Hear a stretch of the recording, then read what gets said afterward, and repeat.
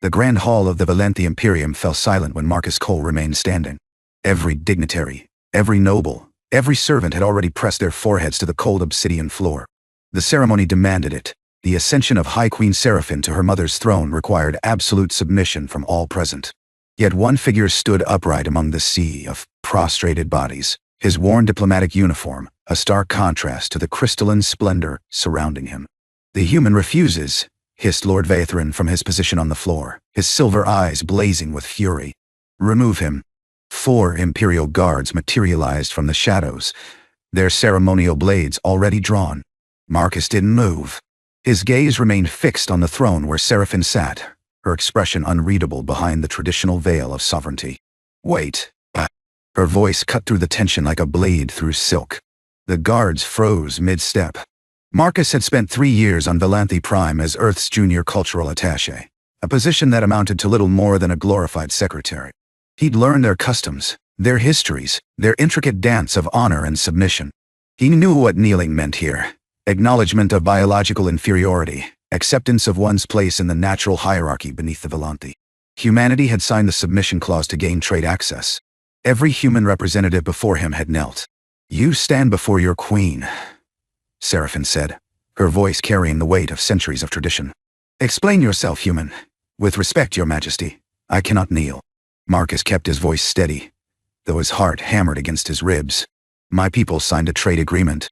We did not sign away our dignity." Gasps rippled through the hall. Lord Vaethrin rose to his knees, the highest position allowed during ceremony, his face contorted with outrage. "This is unprecedented. The ceremony cannot proceed with—" "I know what I'm asking," Marcus interrupted, breaking another protocol. "I know the penalty. I accept it." The penalty was death. He'd read the scrolls himself. Seraphine stood. The assembled nobles drew sharp breaths. The queen never stood during her own ascension. Her gown of woven starlight cascaded down the throne steps as she descended, each footfall echoing in the cavernous silence. She stopped 3 paces from Marcus, close enough that he could see the constellation of gold flecks in her violet eyes, close enough to notice the slight tremor in her hands that her flowing sleeves almost concealed. "You would die rather than kneel. I would die standing rather than live on my knees." Something flickered across her face, too fast to identify. She turned to address the assembly, her voice ringing with authority that belied her young reign. "This ceremony is cancelled." The hall erupted. Lord Vaethrin surged to his feet, abandoning all pretense of protocol. "Your Majesty, you cannot—" "I can." Seraphine's voice dropped to a dangerous register. "I am queen, and I will not begin my reign by executing the only person in this room honest enough to refuse me false worship." She looked back at Marcus, and for a moment, the mask of sovereignty slipped. He saw exhaustion there, and something else, loneliness, perhaps, or recognition. "Escort the human to the diplomatic quarters," she commanded. "He is under my protection. Anyone who touches him answers to me." As the guards led him away, Marcus allowed himself one glance back. Seraphine had returned to her throne, but she wasn't watching the chaos unfolding among her nobles. She was watching him. 3 days passed before Seraphine summoned him. Marcus had spent the time confined to his quarters, expecting each knock to bring his executioner. Instead, servants delivered meals, better food than he'd eaten in his 3 years on the planet. His handler, Ambassador Chen, sent increasingly frantic messages that he ignored. What could he say? "I committed diplomatic suicide because I couldn't stomach another moment of pretending we're lesser beings?" The truth was simpler and more complicated. He'd watched the recording of his predecessor kneeling, seen the Valanthi nobles smirking at the human groveling before them. Something in him had broken, or perhaps something had finally become whole. The Queen's personal guard arrived at midnight, 2 warriors in armor that seemed to absorb light. They said nothing, merely gestured for him to follow. Seraphine's private study was nothing like the Grand Hall. Books lined the walls, actual paper books, a fortune in any culture. Star charts covered a massive desk, and the lighting was warm rather than the cold brilliance of official spaces. She stood by a window overlooking the capital city, her formal robes replaced by a simple gown of deep blue. Without the veil, without the ceremonial paint, she looked younger, more vulnerable. "You've caused quite a disruption, Marcus Cole." He noted the use of his full name. "I apologize for the diplomatic incident, Your Majesty. Not for my actions." A slight smile tugged at her lips. "Honest to the last." "Sit." He took the offered chair, noting that she remained standing. A power play, perhaps, or simply habit. "Do you know why I cancelled the ceremony?" she asked. "I assume it's complicated. It is. She turned from the window, studying him with an intensity that made him want to look away. I've been queen in name for 3 days. My mother ruled for 200 years. Every noble in that hall served her. They see me as a child playing its sovereignty. You're not a child. No. But I am alone. The admission seemed to cost her something. My mother had my father. A partner who stood beside her, not behind. Someone who told her the truth, even when it was unwelcome. Marcus understood suddenly. You canceled the ceremony because I was useful to you. I canceled it because you were honest. The useful part is a bonus. She sat across from him, closer than protocol allowed. The council wants me to choose a consort from among the noble houses. A political alliance to secure my reign. They've paraded 17 candidates before me, each one more sycophantic than the last. And you want something different.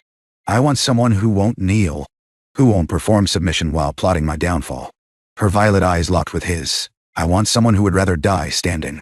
The implications hung between them. Marcus felt the weight of them pressing against his chest. I'm human, he said carefully. Your people consider us barely sentient. My people are fools who mistake height and lifespan for worth. Her voice carried an edge of old frustration. I've read your histories, Marcus Cole.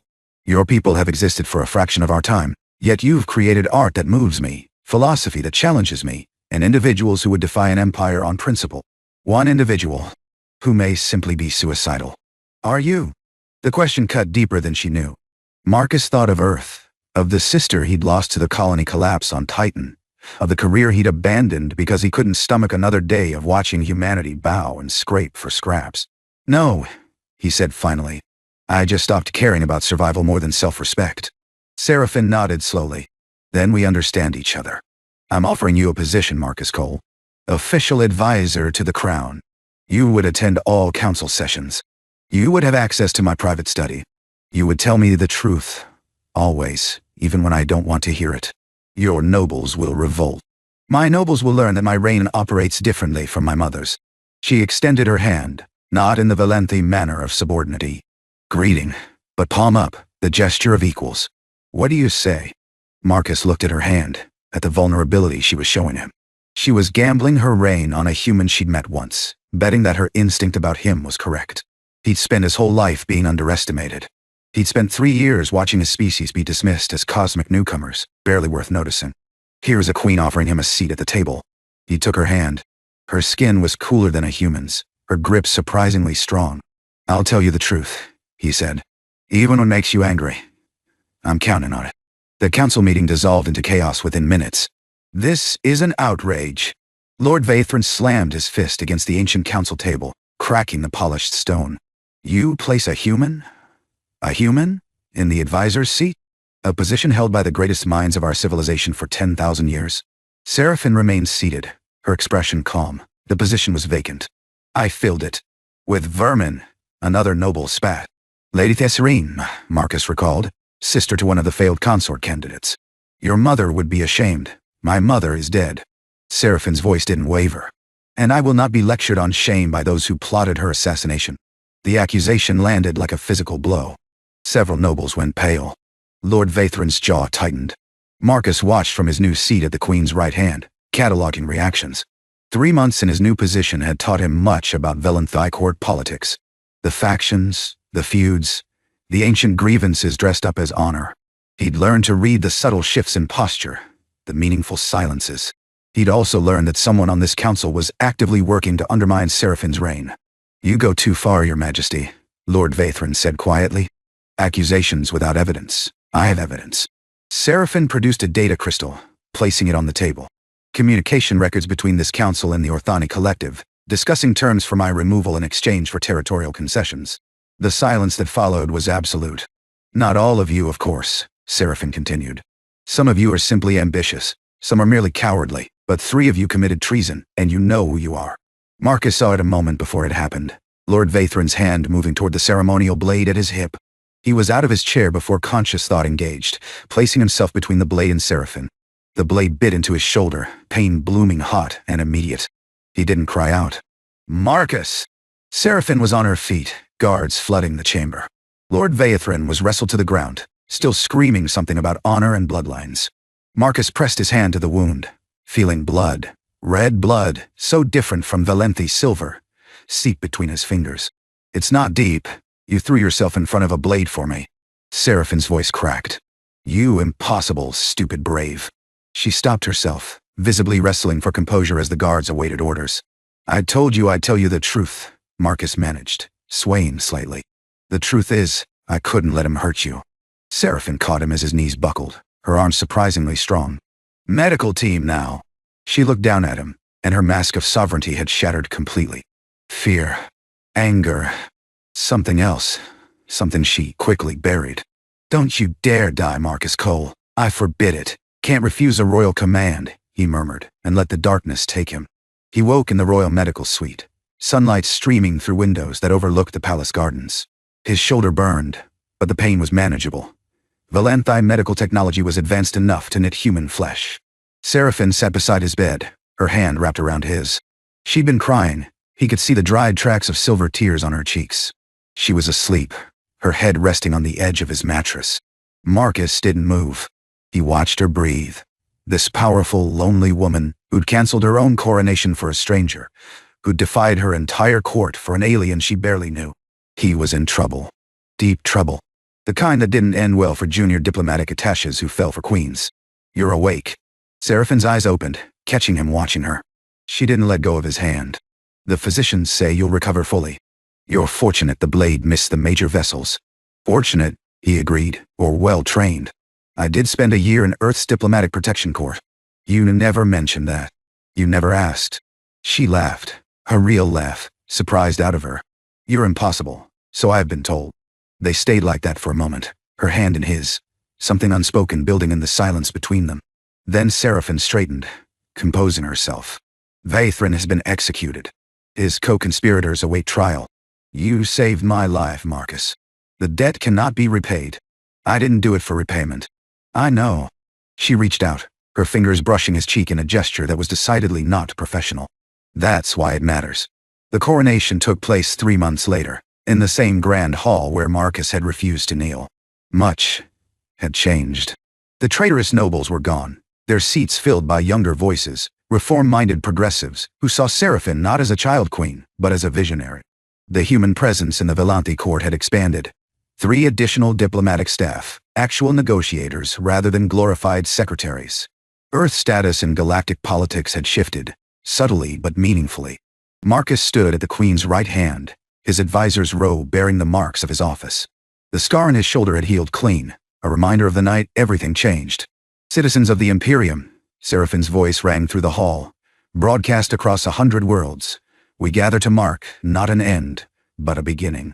My mother's reign brought us stability. Mine will bring us growth. She outlined her vision, reform of the hierarchy systems, opening of trade with formerly excluded species, a new council structure that would include representatives beyond the noble houses. Revolutionary ideas, spoken with quiet certainty. Then she turned to face the assembly directly. Before I take the throne, there is one matter that requires address, the matter of my consort. Murmurs rippled through the crowd. The question had been debated endlessly. Which noble house would secure the alliance? Which ancient family would place their son beside the queen? I have made my choice, Seraphine continued. Not for political advantage. Not for noble connection. I choose for partnership. For truth. For someone who stood when others knelt, who bled when others schemed, who offered honesty when I was drowning in flattery. She turned to Marcus, extending her hand exactly as she had in her study months ago, palm up, the gesture of equals. Marcus Cole of Earth. Will you stand beside me? Not behind me, not beneath me, but beside me, as my consort, my advisor, and my partner? The hall erupted. Shock, outrage, approval, all of it drowning in the roar of 1,000 voices. Marcus heard none of it. He saw only Seraphine, her hand outstretched, her eyes holding the same vulnerability they'd held that first night in her study. She was risking everything. Her throne, her legacy, her life. For him. But Marcus stepped forward, taking her hand. The roar of the crowd faded to white noise. You once told me you wanted someone who wouldn't kneel, he said quietly, for her ears alone. I still won't. But I'll stand beside you for as long as you'll have me. Forever then. She smiled, and it transformed her face. The mask of sovereignty falling away to reveal the woman beneath. I'm counting on it. She leaned forward, pressing her forehead to his in the Valanthi gesture of soul bonding. The crowd's reaction washed over them, Some cheering, some protesting, all of it irrelevant. The ceremony will proceed, Seraphin announced, straightening. And this time, I require no kneeling, only witnesses. She took her throne, and Marcus stood at her right hand as the ceremonial words were spoken. He didn't kneel. Neither did anyone else. And when the crown settled on Seraphin's head, when the Imperium had a queen and a human consort, Marcus thought of the man he'd been 3 years ago. The one who'd signed up for a nothing post on a distant world to escape his grief. The one who'd stopped caring whether he lived or died. That man was gone. In his place stood someone who'd learned what it meant to be worthy. Not through power or status, but through choice. Through standing when it would have been easier to kneel.